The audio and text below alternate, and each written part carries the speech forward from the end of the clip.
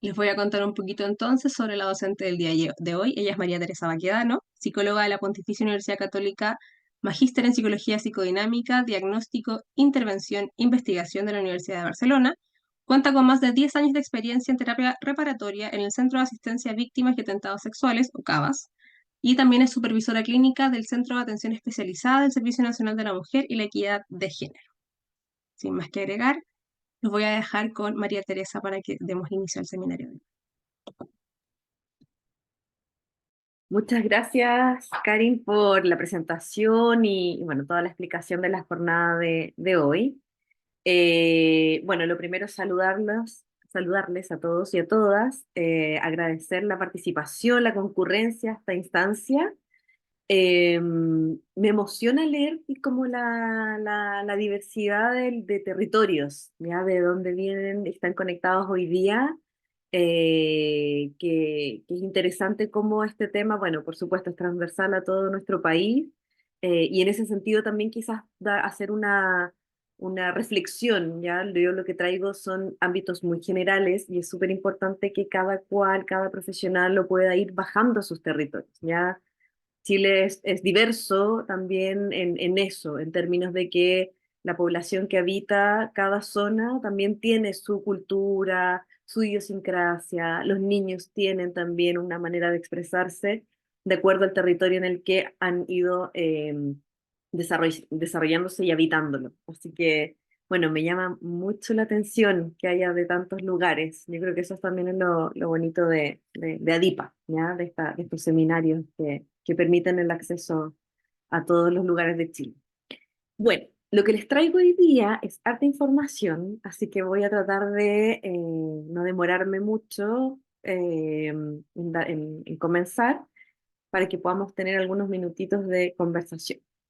Me voy a compartir acá. Y les voy a pedir un segundito para poder ponerlo en pantalla completa. Aquí tengo varios. Acá. Ya. Y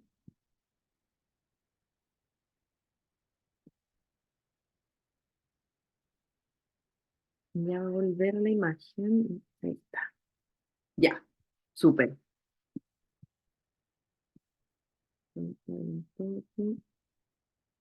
Ya. ¿Se ve bien mi pantalla en la presentación? ¿Sí? Ya. Súper. Perfecto. Buenísimo. Bueno, como Karin les contó, mi nombre es María Teresa Baquedano, yo soy psicóloga y me ha tocado coordinar durante 5 versiones el diplomado de intervención especializada en abuso sexual, una comprensión psicosociojurídica, ¿ya? Ha sido un diplomado que hemos podido sostenerlo todos estos años con una gran participación y queremos seguir transmitiendo esta intervención que nos hace tanto sentido al pensar la articulación entre lo psicológico, el trabajo social y lo jurídico. Ya, en ese mismo sentido, esta presentación que yo les traigo hoy día, para poder tener una mayor comprensión de lo que voy a transmitir hoy día, yo hablé con Carolina Marín, que es la abogada del diplomado, también para que me pudiera aportar en lo que yo hoy día les quiero compartir. Porque el abuso sexual efectivamente tiene una patita en lo jurídico. Vamos a hablar acerca de un delito y por tanto es muy importante conocer el marco, ¿ya? De acción en el cual nosotros tenemos que operar. No es posible del todo tener u ofrecer una intervención ética, respetuosa, sobre todo integral, ¿ya? A los niños, niñas, adolescentes y a las familias, ya cuando nos encontramos con develaciones en casos de abuso sexual. Necesitamos tener algunos elementos de este marco jurídico. En ese sentido, bueno, el diplomado tiene ese espíritu, ¿ya? De poder hacer dialogar estos tres discursos, poder ir pensando cómo armamos una intervención interdisciplinaria para poder abordar la magnitud de las secuelas que origina el abuso sexual. Y es por eso que yo quería como compartir hoy día para mostrarles los profesores, ¿ya? Yo creo que igual es importante como ponerle cara a veces como a quienes están detrás de todos estos contenidos, de quienes estamos pensando en transmitir esta práctica.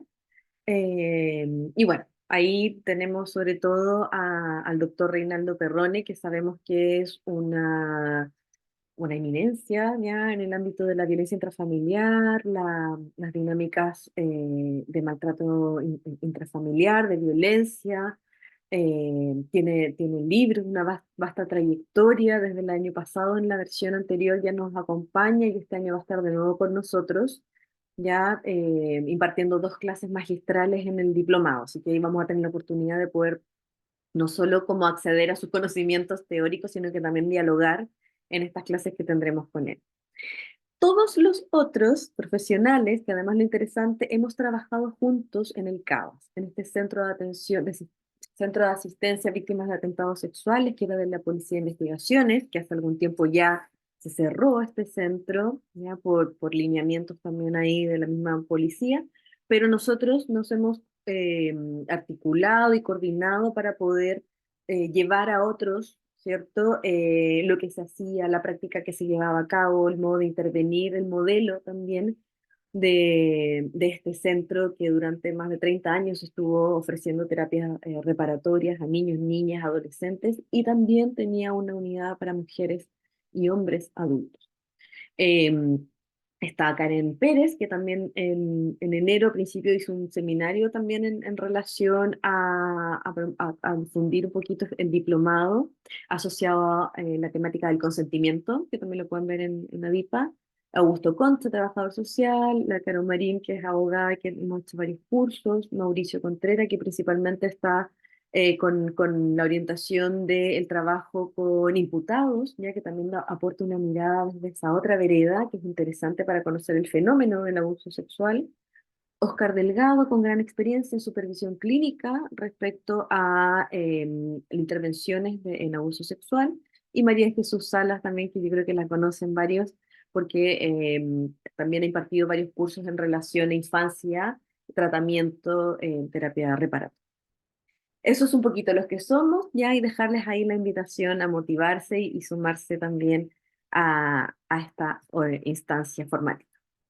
Bueno, lo que yo les traje hoy día, ¿cierto? Tiene que ver con poder comprender la función o tener una aproximación a la función, importancia y el impacto que tiene en los casos de abuso sexual la primera acogida. Estas primeras revelaciones, estos primeros relatos que los niños o adolescentes, ¿cierto?, nos dirigen en distintos contextos. Gran parte de estas revelaciones, por ejemplo, pueden ocurrir en el contexto educativo, que yo creo que ahí es donde a veces se requieren mayor cantidad de herramientas de cómo poder abordar esas instancias.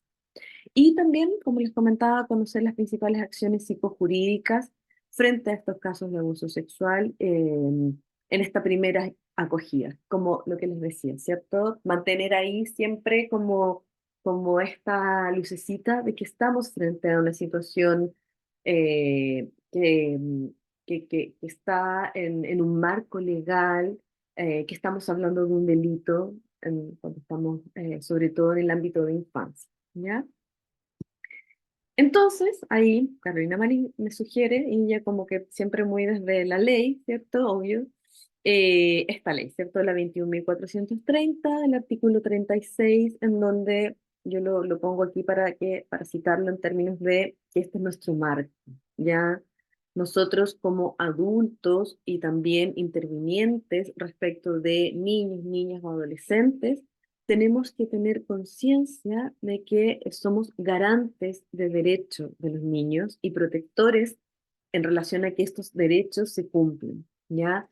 En ese sentido, tenemos la obligatoriedad de poner frente a todo nuestra como escucha asociada a la protección, ¿ya? Eso es como lo primero que nosotros tenemos que garantizar frente a cualquier niño, niña, adolescente que tenemos enfrente. Nuestra posición principal siempre va a ser la de protección respecto de ese menor de edad, ¿ya? Entonces, este artículo señala, ¿cierto?, el derecho a la protección contra la violencia. Todo niño y niña, adolescente tiene derecho a ser tratado con respeto. Ningún niño, niña, adolescente podrá ser sometido a violencia, malos tratos psíquicos, físicos, descuidos, abuso sexual de cualquier índole, ¿ya? Toda forma de maltrato, ¿cierto? No puede justificarse por circunstancia alguna. Eh, el maltrato corporal, ¿cierto? Trato degradante, constituyen delitos de conformidad a la legislación penal vigente. Estaba pensando, así como los médicos, ¿cierto? Tienen este código de Hipócrates, que es como no hacer daño, ¿cierto? Nuestro código de ética, ¿cierto? Tiene que ver con la protección, estar en esa función de cuidado al momento de estar en una relación, ya sea terapéutica, profesional o escolar, en un contexto también educativo, siempre está nuestro principio ético que tiene que ver con garantizar la protección del cuidado. Entonces, en relación a un objetivo inicial, podríamos decir, en una primera acogida, cuando escuchamos alguna situación, un niño logra atravesar todas las dificultades que hay asociadas a una dinámica de abuso sexual y logra transmitirnos una revelación, inmediatamente el objetivo principal es poder garantizar la seguridad de esa víctima, ¿ya? A efectos de que no se produzca una revictimización. Es decir, cuando nos cuentan esta revelación, la pregunta que aparece es ¿para qué nos cuentan esto? Más allá de que el niño lo esté pidiendo o no lo esté pidiendo, ¿ya? O incluso que nos esté diciendo no lo cuente, pero que nos haya transmitido esto, de alguna manera es porque está sujeto o está de alguna manera como expuesto a una situación de peligro, de malestar físico y también psicológico. ¿Ya? Hay que pensar siempre que el abuso sexual no solo tiene una connotación nociva respecto a un cuerpo, sino que también va generando un sufrimiento a nivel psíquico. Por tanto, nuestra primera labor en ese sentido es poder garantizar la seguridad, es decir, que este niño, esta niña, este adolescente no vaya a sufrir nuevamente esta situación de violencia, ¿ya? Por eso los primeros momentos de la revelación tienen un valor crítico, vamos a decir, en ese primer momento se juegan como orientaciones hacia dónde se va a orientar el desarrollo, las secuelas que va a ocasionar el abuso sexual. ¿Qué quiero decir con esto? Que no solo la vivencia de una situación de abuso sexual en un niño en sí misma, ese evento es el que va a ocasionar el daño o las secuelas, sino que no termina esta dinámica, ¿cierto? Hasta que este niño, niña, adolescente ha alcanzado un sentimiento de tranquilidad y bienestar. Esta develación, por tanto, cómo sea recibida, también va a influir en las secuelas o el daño que va a generar la experiencia de abuso sexual que nos está develando. Mi respuesta frente a esto que me está contando también va a tener una retroalimentación a ese niño, niña, adolescente acerca de qué efectos va a tener en su vida esto que nos está diciendo. Así, por ejemplo, una reacción negativa de la familia o del entorno, ¿cierto? Como les decía, antes la revelación de este abuso, por ejemplo, como por ejemplo no dar crédito al testimonio, culparlo, puede impedir la recuperación, ¿ya? A no darle el apoyo necesario que para esa vivencia, para ese relato, para ese testimonio es fundamental, que principalmente tiene que ver con la credibilidad, ¿cierto? Y con transmitir esta calma de que un adulto, ¿cierto? Sabe lo que tiene que hacer. Por eso más adelante vamos a ver la importancia de que cada institución pueda desarrollar un protocolo, ¿ya? Porque eso no solo permite saber qué hacer respecto a una situación de develación, sino que para quien está escuchando esa develación se sienta sostenido en algo, ¿ya? Tenga un mapa al cual recurrir cuando tenga que recorrer ese territorio junto a un niño que le está contando de una situación de violencia. Así también, una respuesta que pudiera ser no apropiada, asociada a la culpabilización, responsabilización, minimización de lo que nos están diciendo, pudiera incluso agravar una sintomatología, ya sea aguda, en términos de trastornos del sueño, flashback, todo el espectro del estrés traumático, pero también en términos de la construcción y el desarrollo de una personalidad, ¿ya? La desconfianza, los sentimientos de hiperalerta, la inseguridad respecto de sí mismo, también van a tener efectos, ¿ya? En el desarrollo de la personalidad de ese niño, esa primera experiencia. Por eso se habla de este valor crítico. Porque si hablamos de infancia, ¿cierto? Sabemos que la infancia es un periodo crítico del desarrollo, ¿ya? Lo que vaya ocurriendo, cómo se vayan desencadenando las distintas crisis en ese periodo de la vida, va a ir generando distintos caminos por donde ese niño va a ir construyendo su desarrollo. Es por eso que resulta fundamental la intervención, que hablamos, esta primera intervención, no solo con el niño afectado, sino que también con la familia y sus cuidadores principales. Eh, Independiente de la edad del niño, de las medidas urgentes, voy a ver aquí para orientarme la pantalla. Independiente de la edad del niño, de las medidas, ¿cierto? Urgentes psicosociales, judiciales que deban adoptarse para proteger a la víctima, la intervención psicológica con los familiares es imprescindible. Es decir, cuando hablamos nosotros de esta primera acogida, no solo tiene que ver con cómo nosotros vamos a acoger el relato del niño y la contención que vamos a brindar respecto de él, también necesitamos incorporar algunas intervenciones con la familia. ¿Ya? Porque van a ser ellos, ¿cierto?, los que van a tener que enfrentar esta situación, ir tomando decisiones, y con los que los niños se van a encontrar luego de que tengan este primer encuentro con nosotros desde el ámbito más bien profesional. Eh, y en ese sentido es importante poder entregar esas herramientas también a los cuidadores. Este primer momento, entonces, debe dirigirse a la adopción de estrategias urgentes respecto de este afrontamiento, especialmente en lo que se refiere a los contactos con los servicios sociales, el sistema policial, legal, denuncias, declaraciones. En ese sentido, la confusión que puede generarse en un principio puede ocasionar una desorganización psíquica, emocional, como hablábamos antes, no solo respecto del niño, sino que también respecto de los adultos que van a acompañar este proceso. Eh, entonces, una vez garantizada la seguridad y la protección del niño, el terapeuta debe ayudar a los familiares a comprender lo que ha ocurrido, sobre todo cuando se trata de abusos crónicos y que son intrafamiliares. En general aparece la pregunta, ¿cierto?, de las familias, ¿por qué no lo contó antes? ¿Cierto? ¿Se habrá confundido? Y en ese sentido es mucho más apropiado que esas preguntas surjan en un encuentro con nosotros, ¿cierto? A que aparezcan en la interacción que puedan tener con sus hijos o con quienes estén al cuidado de ellos. Porque también pudieran ser esperables. La familia no tiene por qué tener elementos para conocer, ¿cierto? Que los niños están en una dinámica, que han sido incorporados en base a estrategias que ha usado el agresor, que hay una ley del silencio también que opera y que hace más difícil que los niños puedan hablar.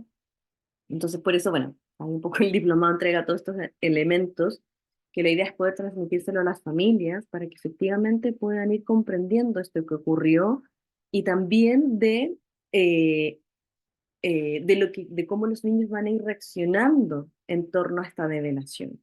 Por ejemplo, un elemento central que ocurre muchas veces que tiene que ver con la ambivalencia, ¿ya? Que los niños no necesariamente van a odiar al agresor o a la persona que les hizo daño. No necesariamente van a estar de acuerdo, por ejemplo, en relación a una denuncia, porque aparece inmediatamente el temor de que se va a ir a la cárcel.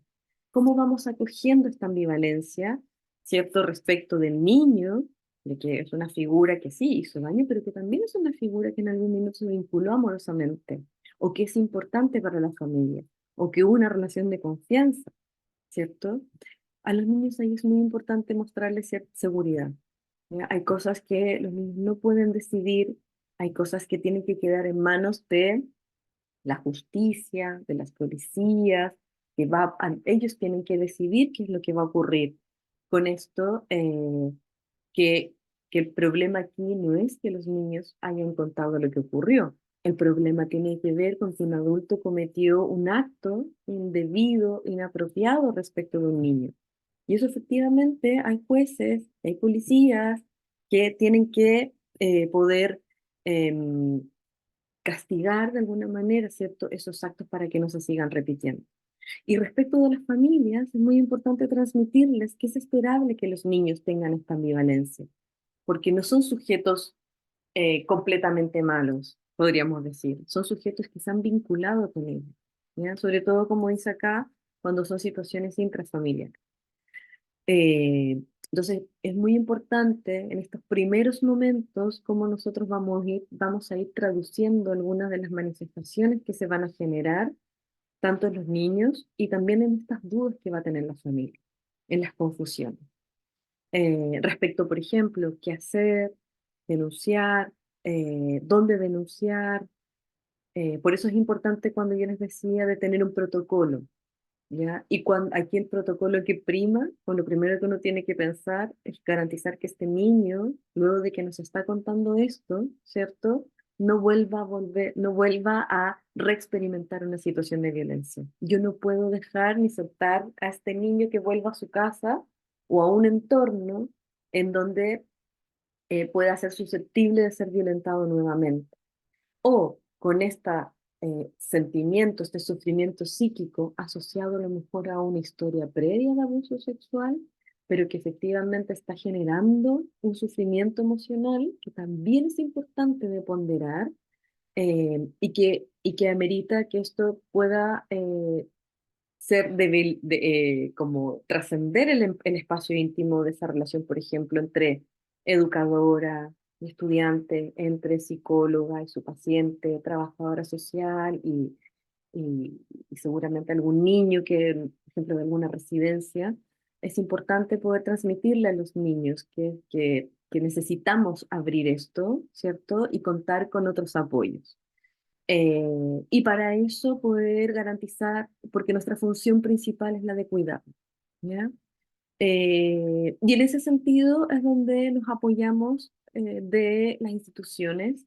Y en ese sentido, cuando hablamos acerca de una situación de abuso sexual, lo principal es poder identificar la protección. Y si ese niño está en riesgo, yo necesito poder activar tribunal de familia con las medidas de protección necesarias y al mismo tiempo poder informar qué es lo que corresponde a Fiscalía, que hay se ha cometido un delito y que se tiene que investigar. Pero cuando hablamos de protección, lo principal ahí es tribunal de familia, ¿ya? En términos de que este niño está en riesgo y es necesario tomar medidas eh, que garanticen su protección.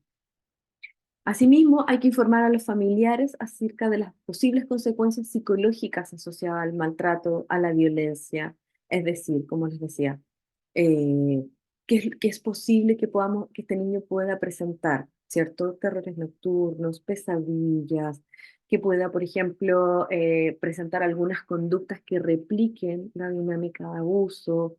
Eh, También hay que entender que eh, muchas veces la situación de abuso sexual ha estado contenida, silenciada, y muchas familias dicen, pero nunca hizo nada, nunca mostró ningún cambio, yo siempre lo vi súper bien. Claro, porque efectivamente está operando el secreto. Bueno, hay un montón de mecanismos también a nivel psíquico que mantienen de alguna manera eh, esta estabilidad, pseudoestabilidad en el niño como un modo de sobrevivencia a esto que ha ocurrido de la dinámica abusiva. Sin embargo, cuando ya el niño es capaz de dar el paso hacia la revelación, genera un impacto, una crisis, porque sale del silenciamiento, rompe algo de la dinámica abusiva y se traduce en palabras. Y al momento de nombrar, eso va creando realidad. Por eso es tan difícil. Yo he tenido muchos pacientes que al momento que han generado la develación se produce como el quiebre sintomático. Y es ahí donde aparece la sintomatología, ahí donde aparece el malestar, porque al ponerlo en palabras, ¿cierto? Esto se vuelve real, escuchan en sí mismos lo que están diciendo, ¿ya? Y ahí es donde toman el peso de esto que ha ocurrido, para lo cual quizás antes no tenían las palabras para nombrar. Entonces es muy importante porque justamente al revés de lo que uno pensara, si bien la develación en muchos casos genera alivio, pero también en general pone en marcha el aparato psíquico para generar la recuperación por medio del síntoma. El síntoma no necesariamente es algo malo, por decirlo así. El síntoma nos da cuenta de que el aparato psíquico está tratando de hacer el esfuerzo de recuperarse y mostrando las señales necesarias para que esto sea elaborado. ¿Ya? Yo siempre como, digamos desde lo clínico, pero transmito que el síntoma es como la fiebre. ¿Ya? La fiebre en sí misma no es mala, es una señal clara, ¿cierto?, de que algo no anda bien y que el aparato, o sea, que el cuerpo, ¿cierto?, está tratando de hacer la pelea. Ay, la sintomatología que nosotros presentamos tiene el mismo mecanismo. Por tanto, es importante transmitirle a las familias que es esperable que eso ocurra, ¿cierto? Y de qué manera ese niño tiene que ir elaborando por medio de esta sintomatología esta experiencia que vive. Eh, el objeto entonces fundamental en esta fase, ¿cierto? En esta primera instancia, es poder generar las condiciones mínimas de poder otorgarle al niño una normalización de la vida. ¿Ya? Sabemos que no va a ser posible en una primera instancia, porque genera un impacto, va a generar un quiebre a nivel familiar, va a tener una afectación sobre todo muchas veces en las madres, eh, con esta como develamiento, ¿cierto? De esta verdad que aparece, pero es importante poder generar, como decíamos, estos elementos de normalización, en el sentido de abrochar algunos recursos de los cuales esta familia sostenerse para poder favorecer que este niño no vea tan interrumpida su vida. Eh, Van a haber algunos movimientos, quizás niños van a volver a o necesitar dormir con su mamá, por ejemplo, o dormir con la luz encendida. Hay algunas cosas que se pueden ir como flexibilizando. Sin embargo, tratar de efectivamente no generar estos quiebres que puedan como instalar una, una retroalimentación en donde la transmisión es que como ya nada va a volver a ser como antes, ¿ya? Es decir, que se instala la sensación de catástrofe. Por eso, por ejemplo, en términos de cuando se indica por medio tribunal, por ejemplo, la salida del niño, de la niña de su hogar, es el último recurso. Es el último recurso, porque efectivamente lo que genera también es que es el recurso desesperado frente a la necesidad de protegerlo de algo. Antes que eso, es importante poder generar todas las otras herramientas para que los cambios en su vida sean los menos posibles. ¿Ya? Eso también es súper importante porque hay que pensar que la seguridad que nosotros estamos transmitiendo, ¿cierto? Desde donde partimos, este código de ética que nos corresponde, no solo implica la seguridad física, también tiene que ver con la seguridad psíquica. ¿Ya? Niños que están con sufrimiento psíquico intenso, ¿cierto? Pueden generar ideación suicida, pueden despertar autolesiones, ¿ya? Aparecen niveles de angustia, desorganizaciones, el aparato psíquico también puede ir en contra de sí mismo. Entonces, no es solo el riesgo físico, también es el riesgo de salud mental. Eh, entonces, ¿qué es lo que nosotros tenemos que medir para poder pensar cómo ir ponderando las decisiones en esos momentos que son tan difíciles? Porque quizás les ha pasado, pero no es que uno está preparado o esperando que algo ocurra así, ¿no? Que aparezca una revelación. Muchas veces aparece de manera espontánea en un contexto donde no estamos preparados del todo para escuchar que un niño ha sido víctima de una situación de abuso sexual o está siendo víctima de violencia en ese momento. Em, por lo tanto, ¿cómo podemos ir ponderando? ¿Cómo vamos tomando estas decisiones? Lo primero es lo que les decía, con esto que nos está contando, identificar los factores de riesgo, identificar con precisión, es decir, cuál es el nivel de riesgo que este niño, luego de contarme esto, vuelva a ser agredido. Y eso inmediatamente a mí me tiene que llevar a una acción de que yo no puedo dejar que este niño vuelva a su casa, ¿cierto? Insisto, riesgo psíquico, hay una historia en antecedente de un abuso sexual, por ejemplo, en la infancia, y un adolescente nos cuenta esto, y es una experiencia, el abuso sexual es una experiencia Es un acontecimiento potencialmente traumático, por tanto es algo que hay que, por un lado, insisto, poder darle lugar en términos psíquicos, y por otro lado también sabemos que un adolescente que nos revela una situación de abuso sexual en la infancia, ¿cierto? Ha sufrido un delito, ¿cierto? Ha experimentado en su historia, ¿cierto? Una transgresión en términos de sus derechos, que principalmente tiene que ver con la indemnidad sexual. Alguien transgredió un ámbito importante para su desarrollo. Por tanto, hay que notificar a las autoridades de esa situación. Entonces,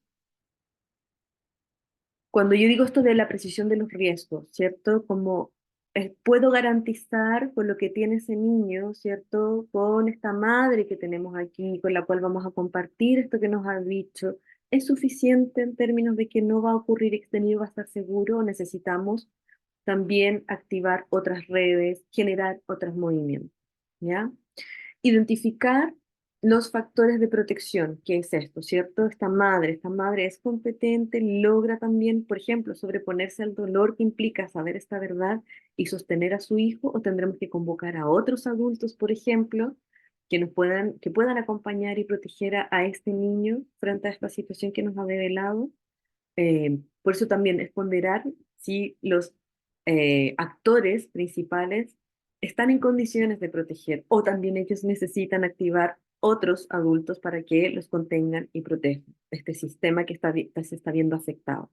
No hay que olvidar que el abuso sexual sí hay una víctima directa, ¿cierto? Que es la que en su cuerpo, en su vivencia, está afectada por este delito, pero también hay víctimas indirectas, ¿ya? Generalmente es el sistema familiar que se ve afectado por toda esta experiencia. Y otro elemento fundamental a ponderar en mis decisiones tiene que ver con identificar con precisión las consecuencias, los efectos que va a tener, ¿cierto? Estas medidas que yo voy a activar, o cómo voy a proceder. Eh, por ejemplo, ¿quieres que le cuente yo a tu mamá? ¿Quieres contarle tú? Y yo las espero fuera. Lo contamos. ¿Cuáles son los efectos que va a tener? Porque si yo tomo conocimiento de esta revelación y excluyo a mi adolescente de esto y me pongo en una posición ultra leguleya y tengo que denunciar y voy a hablar y no considero, por ejemplo, ¿cierto? La participación de esta adolescente que se sienta acompañada, que pueda estar en un espacio privado para poder contarle esto a su madre, efectivamente es un adolescente que la transmisión que tenemos de ese otro adulto extrafamiliar, de un programa o una institución que vuelve a tomar decisiones por ella, que vuelve a imponer, ¿cierto? Ciertas acciones, que vuelve a decir qué es cómo se tienen que hacer las cosas. Siempre hay que estar atento que la dinámica que usó el agresor va en esa línea del dominio, el poder y la sumisión. Nosotros tenemos que ir en la lógica contraria desde el minuto uno que alguien nos reporta esta experiencia. Eso es el lugar donde nos tenemos que ubicar. No puedo ir en esa línea, en ningún caso, pero aquí con mayor razón, estar atento, monitorearnos permanentemente, de no estar en la línea de la sumisión y el dominio. Es con el niño, es con la participación de él, es con su consentimiento. Hay cosas donde no puede decidir, ¿cierto? Que tienen que ver con la función de los adultos, pero hay otras cosas que sí. Y es importante acoger eso en relación a las consecuencias, ¿cierto? Tenemos horas para poder denunciar, ¿cierto? Bueno, en esas horas nos tenemos que quedar con el niño y buscar otros adultos, que la persona salga de la casa para que no llegue la policía, por ejemplo, y mientras el niño esté en la casa y saquen al padrastro, por decir algo, que es una situación también traumática. Tenemos tiempo, tenemos 24 horas para esperar cómo hacemos este mecanismo, ¿cierto? Justamente para poder aminorar las consecuencias que va a tener para ese niño, ¿cierto? La denuncia de esto que nos está contando. Yo he tenido el caso de una chica que ella develó, o sea, varias situaciones en realidad, pero develó un abuso sexual por parte de su padrastro, esta misma escena en el colegio llama inmediatamente a la policía sin dar aviso a la madre, la niña se va a la casa y cuando llega a su casa, llega la policía y con puerta tirando puerta abajo, la madre sin entender nada, la niña observando todo esto. Y por supuesto que el daño que se genera es que ella es la culpable de todo este caos a nivel familiar. Cuando había 24 horas de cómo pensar, llamar a la madre, o sea, hacer un movimiento, ¿cierto? Que tuviera en cuenta las consecuencias que iba a tener el hacer esta denuncia. Entonces, no significa no hacerlo, significa poder pensar qué es lo mejor, cuál es el mejor modo para hacerlo. Y además, bueno, más adelante lo vemos, pero siempre es poder intencionar que la denuncia sea realizada por los adultos que cuidan también.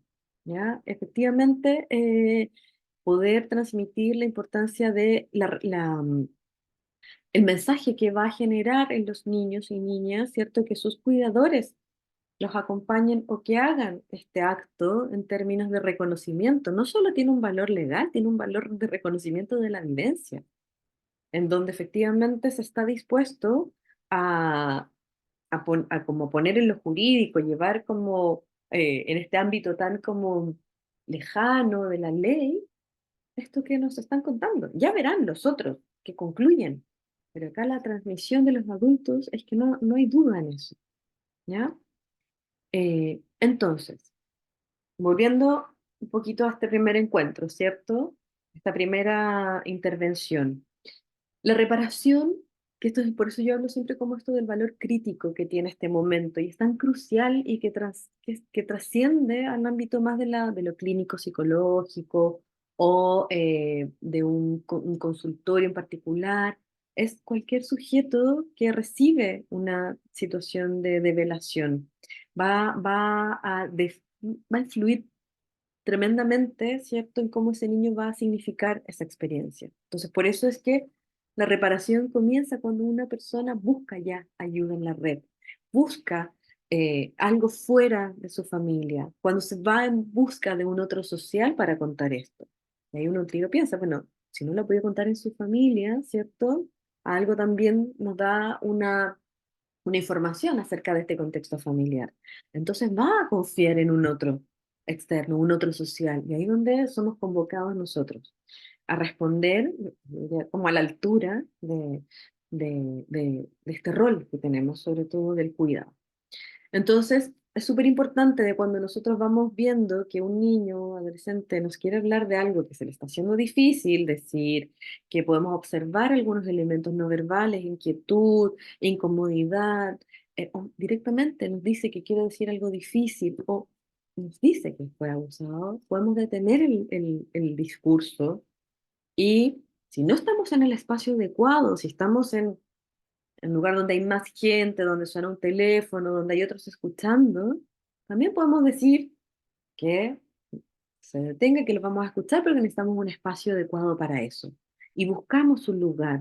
No seguimos como si nada, ¿cierto? Esto es importante lo que nos va a decir, ¿cierto? Y buscamos el lugar apropiado. Entonces también es importante, esto como del encuadre, ¿cierto? Importante transmitirle acerca del lugar, el rol que nosotros tenemos, hasta donde nosotros lo podemos acompañar respecto de lo que nos está diciendo. Ahí es donde aparece el límite de la confidencialidad.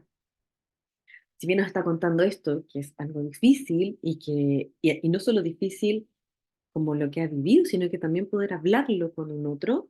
Es muy importante como transparentar y poder nombrar que nosotros también tenemos algunos límites y que es importante que podamos acompañarnos de otras personas para poder garantizar que ese niño, esa niña va a estar bien cuidado, para garantizar su protección.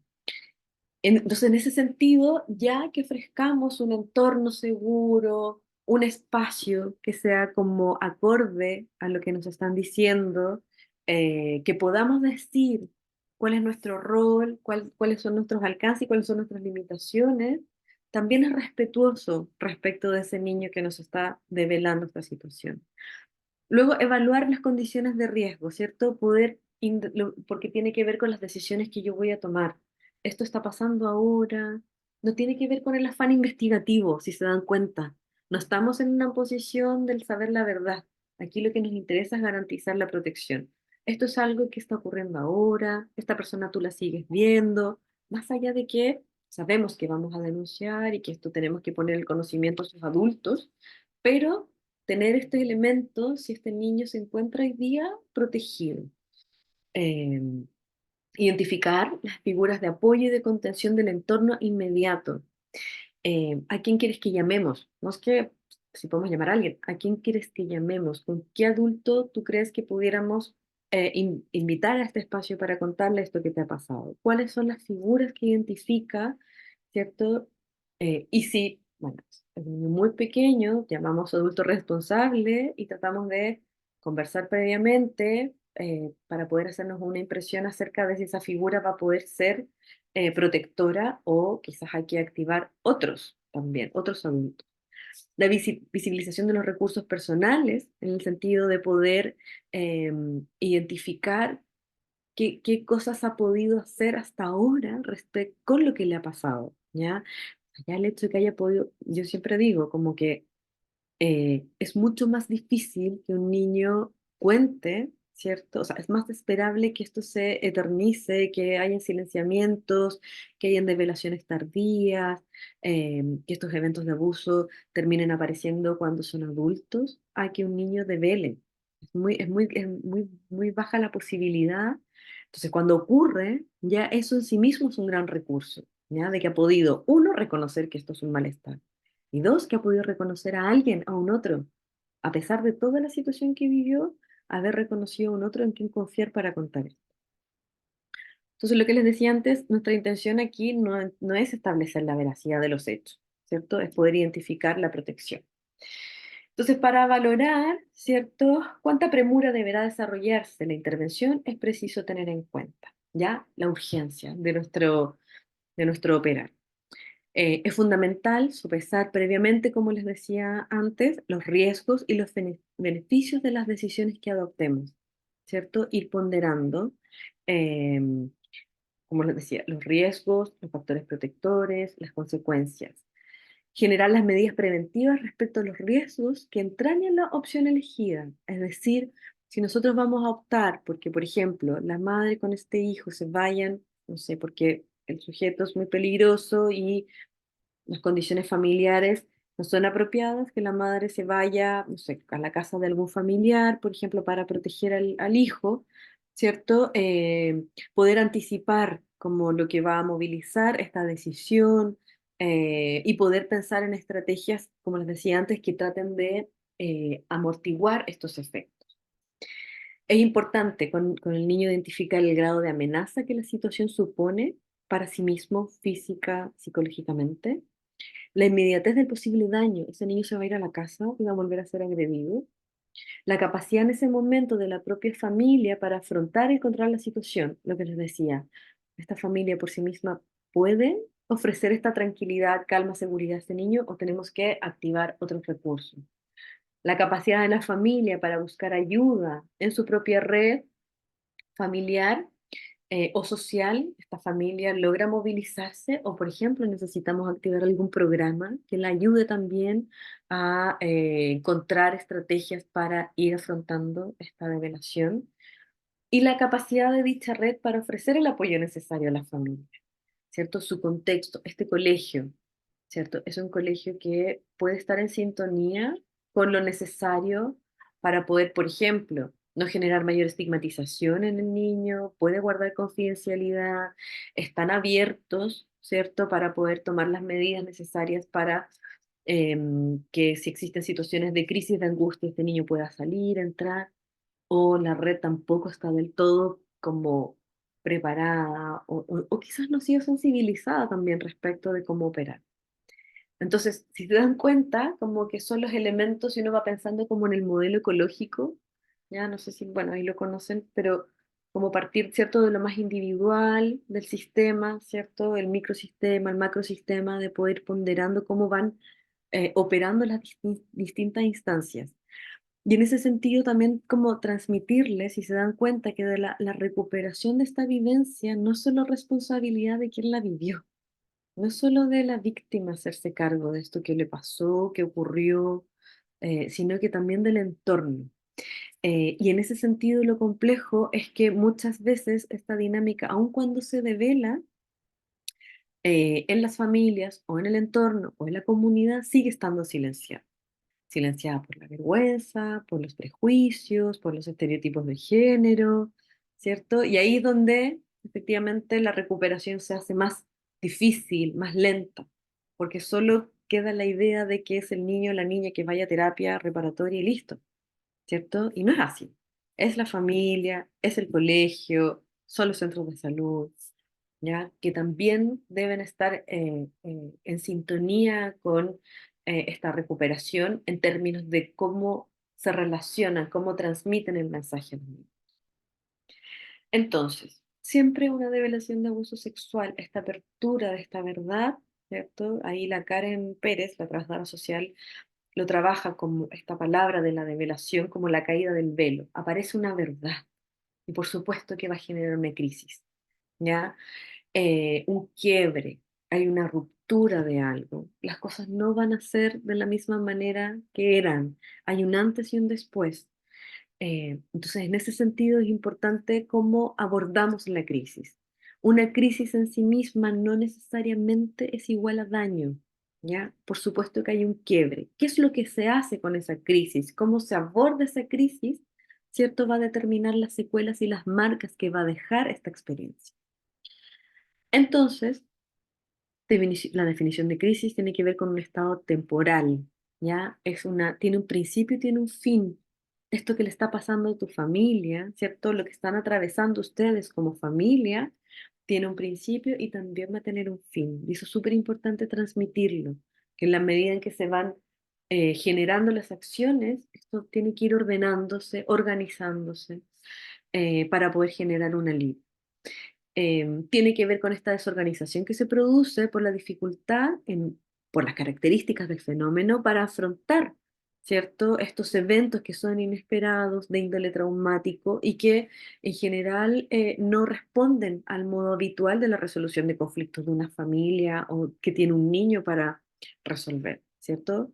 Ahí está como lo traumático en el sentido que excede mis capacidades, ¿ya? Y produce este estado de crisis y que generalmente se caracterizan por estas emociones que atormentan, ¿ya? Que de alguna manera se imponen y que van generando una merma en el estado psíquico, bueno, emocional, anímico de un sujeto y también, ¿cómo se llama?, de un entorno familiar. Em, entonces, en cuanto a la intervención clínica, es súper importante esto, porque no todas las víctimas, ¿cierto?, que se encuentran en crisis, en un niño que está, que abre una develación, en ese mismo momento no necesariamente necesita un tratamiento psicológico o reparatorio. Estoy pensando, por ejemplo, en un niño de 3 4 años, ¿cierto?, que da cuenta de una situación de abuso sexual, no necesariamente ese niño en ese momento va a necesitar una terapia en profundidad reparatoria. Lo más probable es que necesite una intervención en crisis y de índole que, o sea, que incluya a la familia. Acá lo importante va a ser trabajar con los niños pequeños, sobre todo es trabajar con la familia, porque ellos son los que van a estar constantemente transmitiendo un discurso respecto de esto que ocurrió. Hay muchas madres que yo trabajaba de adolescentes que decían, ella es así por lo que le pasó. Ella no puede hacer tal cosa por lo que le pasó. Ella no era... Y aparecen discursos que son muy, podríamos decir, condenatorios. Esa niña está determinada a ser así porque le pasó eso. Y no necesariamente, y eso de alguna manera interfiere en la posibilidad de reparación, de recuperación, de superación, porque queda la identidad como abrochada a este evento. No todos los sujetos podemos hacer algo, incluso con lo más doloroso, ¿ya? Siempre hay otras identificaciones. Eh, Se ha podido generar movimiento, ¿ya? Que es importante poder trabajarlo con las familias para transmitirle también a sus hijos, ¿cierto? Esos otros recursos, esas otras historias, esos otros eventos. Entonces, el tratamiento va a estar indicado en niños afectados por sintomatología intensa, psicopatológica, que interfiere en su vida, ¿ya? muchos niños, por ejemplo, a veces no entendían en el CAS a qué iban, porque efectivamente era un tratamiento que apuntaba a otras cosas, que no era ir a trabajar en relación a esto que pasó. Tenía que ver, por ejemplo, en cómo recuperar algunos elementos de la confianza consigo mismo, o de la relación con la madre, o un sentimiento como de vergüenza respecto del propio cuerpo. De ahí donde aparece siempre la pregunta, bueno, ¿qué es la terapia reparatoria? Que en el fondo no tiene que ver necesariamente con ir a abordar la escena abusiva. Siempre se trabaja con sus efectos. Entonces, a veces hay niños muy pequeños que en ese momento podrán tener una intervención en crisis respecto de los efectos que se han generado, de por qué la mamá está triste, por qué esta persona la va a tener que dejar de ver. Si se dan cuenta que es como ordenar un poco esto que ha ocurrido, pero no necesariamente van a presentar en ese momento sintomatología. Muchas veces la sintomatología aparece luego. Cuando el niño logra leer y significar, muchas veces en la adolescencia o en la pubertad, esto que ocurrió. Y ahí aparece como la vivencia, ¿cierto?, de esta transgresión en el área de la sexualidad. Antes fue, quizás había algo de pérdida, un duelo porque no se va a poder ver más a esa persona, o un sentimiento más bien de ver triste a la mamá. Entonces, por eso es importante como ponderar cuándo, ¿cierto?, indicar una terapia que implica el abordaje de las secuelas del abuso, o cuándo más bien el trabajo implica en ordenar las condiciones que se vieron afectadas por el surgimiento de la develación. Claudia, dame unos minutitos para terminar y ahí te damos la manito, ¿ya? Eh, bueno, en los demás casos, el apoyo familiar, las relaciones sociales, ¿cierto? Tiene que ver con poder favorecer la reanudación de la vida cotidiana, ¿cierto? El papel del terapeuta en estos casos puede limitarse, como les decía, ¿cierto? Esta orientación, el apoyo a la familia, estar haciendo seguimientos, monitoreos, que tiene que ver con la articulación, con reordenar eh, frente a esta crisis. Entonces, ¿cierto? La resolución de la crisis tiene que ver con esta etapa inicial en donde tenemos una posición más bien directiva, enfocada a la situación inmediata, ofrecer una guía positiva en términos de lo que se debe hacer, contestando preguntas, evaluando preocupaciones legales, familiares. Ya, en ese sentido, yo siempre planteo como que esta primera fase, que viene asociada a esta primera acogida de intervención en crisis, tanto con el niño como familiar, nuestro objetivo, en términos terapéuticos, tiene que ver con cifrar, nombrar, ordenar el mundo frente al caos, ofrecer alguna, digo, como prestar cabeza, ¿cierto?, para una familia que ha sido arrasada por el tsunami, ¿ya? Cómo nosotros ordenamos, ¿cierto?, algunas culpas, ordenamos quienes protegen, todo lo que hemos conversado.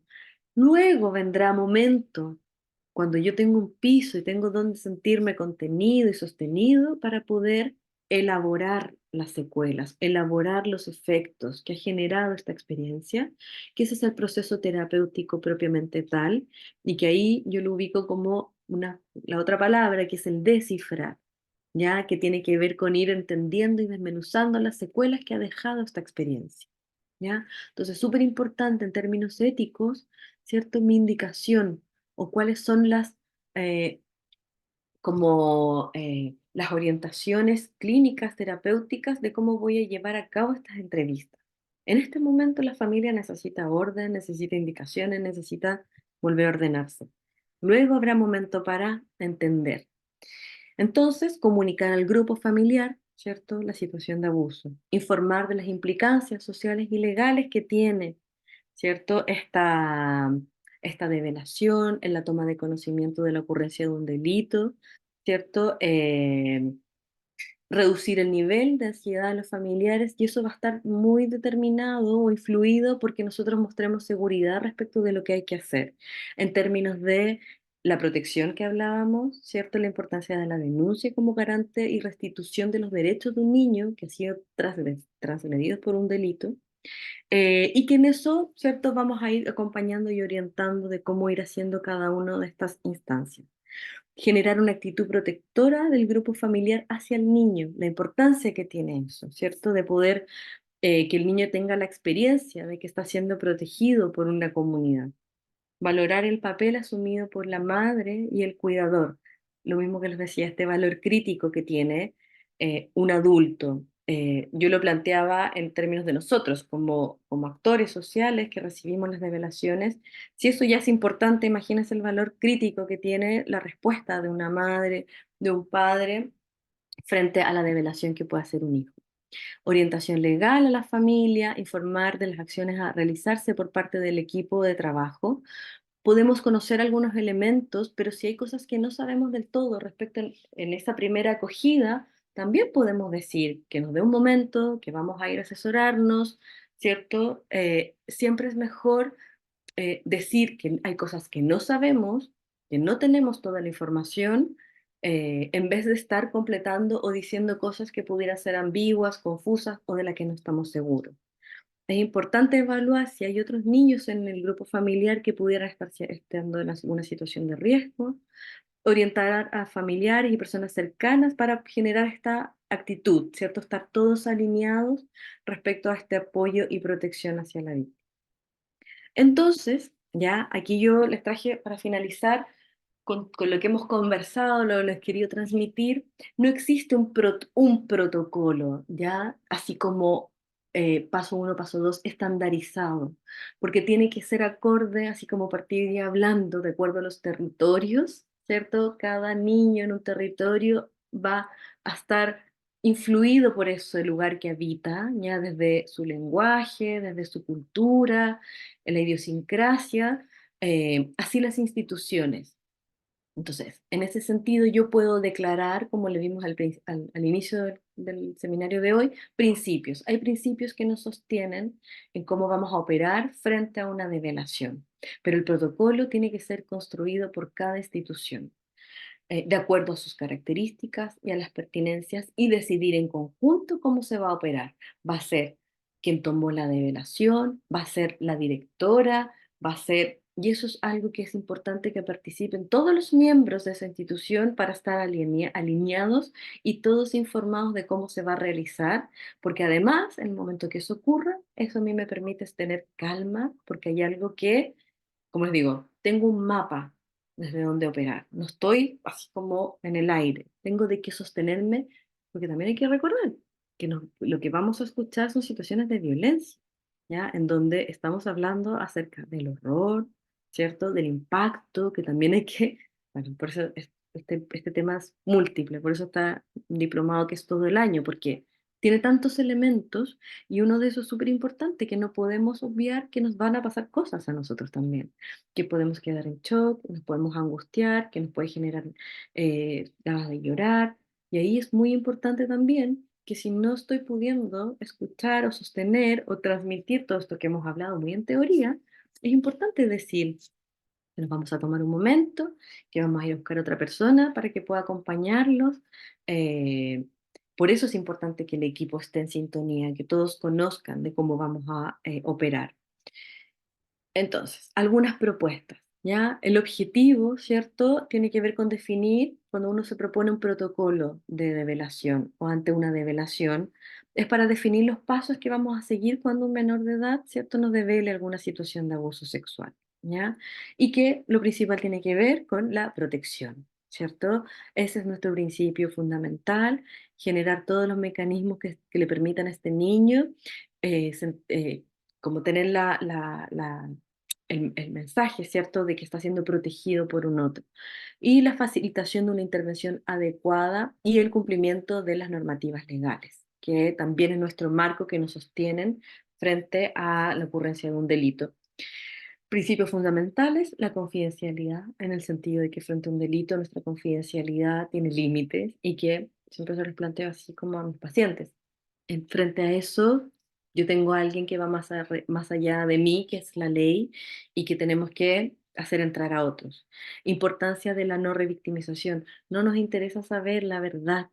Aquí nos interesa la protección, la estabilidad psíquica, el estado emocional, cómo se encuentra ese niño, esta familia, ¿ya? Y por eso yo lo que les decía, cuando pensamos en la no revictimización no quiere decir no preguntar eh, respecto a esto que ocurrió. Lo que sí tiene que ver con no caer en esta posición de sometimiento, de dominio, de decirle al otro lo que tiene que hacer, ¿cierto? Siempre es con el consentimiento, siempre es ir preguntando. Hay cosas que va a poder decidir y otras no, dentro de las que puede decidir, ¿cierto? ¿Qué le gustaría que hiciéramos? eh, Poder generar una intervención inmediata, una intervención temprana, que hay un otro que escucha y que devuelve credibilidad, ya es reparador. Importante como principio fundamental la perspectiva de género. Lo que les decía, esto es algo que tiene que ver, y para transmitirle también a a las familias, ¿cierto?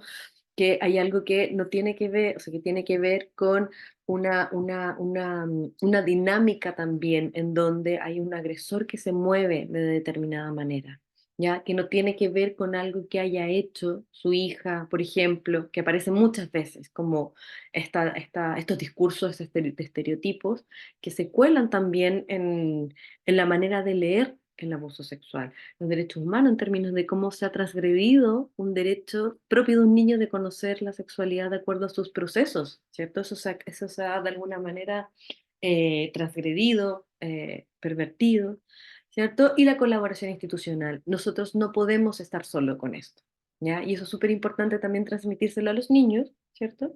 Y a las familias, para que también esto, de alguna manera, puedan habilitarse a poder sostenerse y recibir la ayuda de las instituciones. Entonces, recepción de la develación, uno pudiera decir, la persona que recibe la develación, mantener la calma y escuchar atentamente. Si yo tengo un protocolo, si tengo estos principios claros, puedo entrar en esta calma y escuchar, ¿cierto? Evitar juzgar, ¿cierto? No estamos aquí diciendo si estuvo bien lo que hizo o no, ni con el niño, ni con los adultos. No presionar a obtener detalles, ya tendrá el proceso de entrevista videograbada, ya habrá momento para eso. Hoy día lo que nos interesa es saber cómo se encuentra, expresar, explicitar.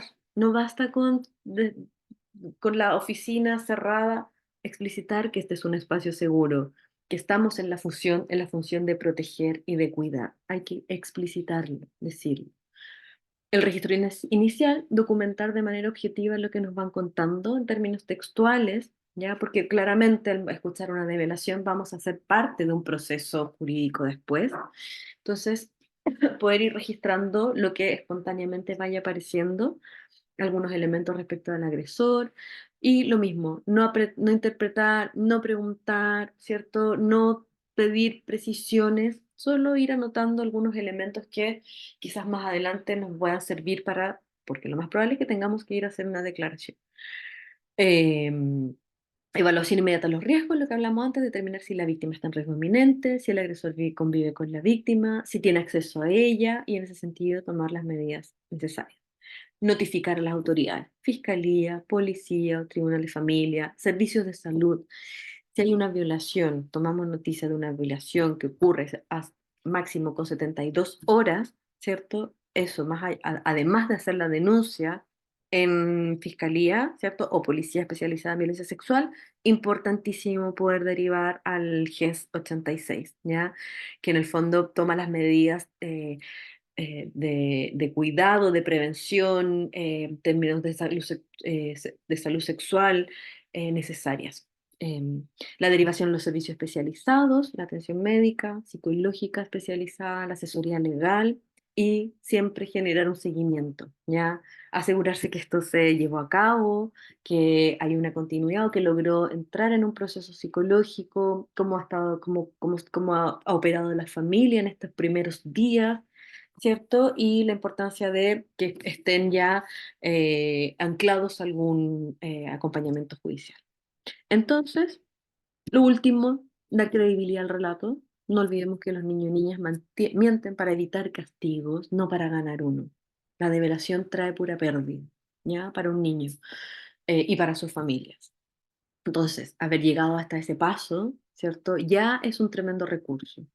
No sobre reaccionar, por eso es importante tener un mapa que me sostenga, porque podemos sobre reaccionar, nos pueden pasar cosas y el problema no es que nos pasen cosas, es cómo yo reconozco que me van a pasar cosas y me anticipo a ello. ¿Ya? Porque si es necesario tomar tiempo y distancia, nuestra reacción puede llevar a que el niño pudiera efectivamente minimizar lo que nos está contando o asustarse frente a nuestra reacción y que finalmente genere una retractación. No presionar a hablar, no nos interesan los detalles, nos interesa saber el estado emocional, cómo se encuentra. No culpabilizar respecto de por qué no lo dijo, por qué no hizo algo, por qué no gritó. No, no tenemos, o sea, cada cual resuelve con lo que tiene, ¿ya? Ese niño hizo lo que pudo, lo mismo que la madre. Otra cosa distinta es cuando ya llegan y hacen un proceso y ahí efectivamente es distinto. Pienso en muchas madres que se sienten muy culpables y están muy apegadas a eso cuando ocurre la develación, que pierden de vista todo lo que pueden hacer hoy día, de ahí en adelante, por sus hijos. Entonces ahí es distinto, por ejemplo. Es importante trabajar el modo en que se deben abordar los comportamientos y verbalizaciones del niño, ¿cierto? Es lo que yo les decía, traducir qué es esperable, ciertas conductas que aparezcan en el niño, poder anticiparle a la familia para que no aparezcan castigos, reproches, ¿cierto? Frente a esto que el niño pueda manifestar. Eso, ¿ya? Y ojalá que nos veamos en marzo. Ya, esto fue así un barrido muy rápido, estoy muy pasada de la hora. Y tenemos dos preguntitas. Antes estaba, no sé dónde Sí, está, vamos a Claudia. pedirle a la gente que levante la mano, por Ya, favor, las que levantaron durante la sesión y los que tengan preguntas ahora, por favor. sí. Vamos a partir con Ilse, que ya tiene la mano levantada, y mientras tanto avanzamos. Ya, Ilse. súper sí. Ay. Hola, ¿se escucha? Sí, Perfecto. hola Ilse. Bueno, muchas gracias por el seminario, estaba ahí súper atenta. Me surgió la duda de que usted comentaba de que no todos los pacientes necesitaban como psicoterapia, pero me surge la duda, por ejemplo, en una situación en la que se debe hacer una denuncia por sospecha de abuso, si se recomienda que, porque igual el periodo donde se hacen las pericias puede ser muy largo, ¿no? No es como Mm, inmediato. Entonces, si ujú, durante ese periodo sí se debe ofrecer, por ejemplo, acompañamiento psicológico o psicoterapia en sí misma, que sea más de contención, esa duda tengo. mm. Sí, súper importante porque de hecho se pueden hacer denuncias por sospecha, ¿ya? Efectivamente, eso es algo que también puede ejercerse en términos como en el ámbito jurídico y tan súper bien como lo dices tú, más allá que hacer una pericia, muchas veces efectivamente en los contextos terapéuticos que no tiene que ver con el ir a buscar, ¿cierto? La ocurrencia de una situación de abuso, pueden aparecer estas develaciones, ¿ya? Porque es un espacio de confianza, es un espacio seguro, logra como aparecer quizás el malestar, entonces pudiera de alguna manera aparecer alguno de estos elementos, pero que es distinto efectivamente de ir a buscar o trabajar en relación a esto. Así que claro, si hay una sospecha, también yo creo que es importante identificar dónde está el malestar, ¿ya? Para este niño a lo mejor no lo ha podido verbalizar, tiene pesadilla, ubicar el punto de sufrimiento. Yo creo que hay un punto también interesante, nadie va a terapia si no hay un punto de sufrimiento, si no hay algo que genera malestar, si no se sostiene, si no son terapias un poco coercitivas, obligadas, motivadas por otros. Yo creo que ahí es donde aparece como el punto de vista de esta indicación, pero no necesariamente, o sea, pero están los acompañamientos desde otra eh, como modalidad terapéutica. Eso, Ilse, no sé si te contesto por ahí para dejar a las demás. Sí, muchas gracias. Gracias a ti. Maite y Yaritza, ¿les tinca? Como para terminar, ahí la Karina me va. Maite. Sí, hola, buenas, ¿se escucha? Sí, súper. Ya, de partida, muchas gracias por este seminario y mi pregunta es, ¿qué sucede cuando no existe una develación como tal, sino que hay un síntoma físico evidente en el, por ejemplo, en el cuerpo de un niño o niña? No sé, qué puede suceder en un contexto de jardín, por ejemplo, cuando lo va a mudar o cuando va al baño. Entonces, acá no se puede propiciar obviamente este ambiente de Ujú, contenedor y seguro ante la develación, sino que una está observando tal vez un síntoma físico o un dibujo tal vez en el jardín. ¿Qué se hace ujú, en ese caso? Porque ujú, no hay una develación como tal, no ujú, existe ujú, ese momento. ujú. Exacto. Ya, súper importante, como, bueno, también ahí en el diplomado lo vamos a ver, que en el fondo hay elementos centrales para poder como identificar. No existe un indicador propiamente tal, como tú dices, ni siquiera como, o sea, como está la develación, pero un signo que uno diga, ah, es abuso. No es porque dibujó tal cosa o porque, por ejemplo, tocó sus partes íntimas, ¿cierto? Hay un elemento que que tiene que ver con lo traumático del abuso. Uno, cuando hay una insistencia, y es algo que no se puede dejar de hacer. Por ejemplo, cuando aparece, seguramente lo han escuchado, como síntoma, una masturbación compulsiva. Hay algo que los niños no pueden dejar de hacer, eso es uno, y que además genera malestar. No es un juego como satisfactorio, no hay una gratificación, sino que se ve o se observa en el niño cierto sufrimiento asociado a esto que está repitiendo. Lo mismo ocurre con el juego, ¿ya? O el dibujo. El juego, el dibujo, el cuerpo, la exploración, en términos normativos, generan satisfacción, son placenteros. Los niños se ríen, hay como una el trauma está asociado a una descarga, una descarga psíquica que necesita encontrar una vía de expresión de ese malestar, pero es malestar. Es con una sensación de angustia, son los juegos repetitivos, por ejemplo, niños que solo se dedican a lanzar cosas y no hay una interacción con un otro, un juego simbólico, bueno, eso es otro elemento. Pero si pasa eso en un contexto, por ejemplo, educativo, es una señal, es una pregunta para poder llevarla al adulto responsable sin poner nada en juego, porque eso puede responder a multiplicidad de cosas.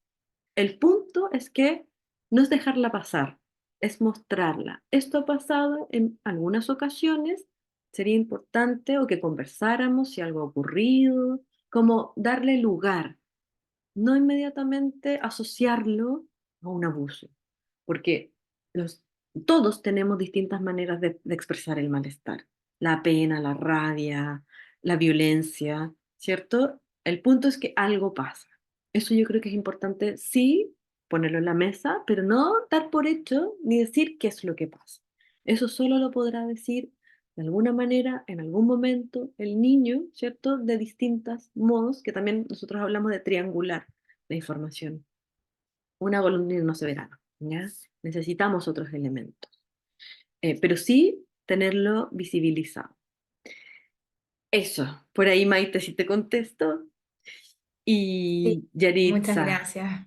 gracias a ti por la pregunta, súper buenas preguntas.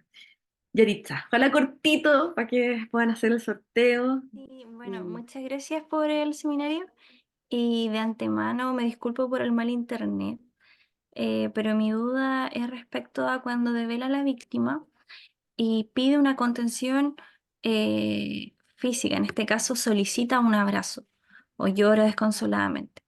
¿Es recomendable darlo? eh, es que ahí también, por ejemplo, depende. ¿Eso tú lo dices como en un contexto terapéutico? Ah, sí, se le va el internet.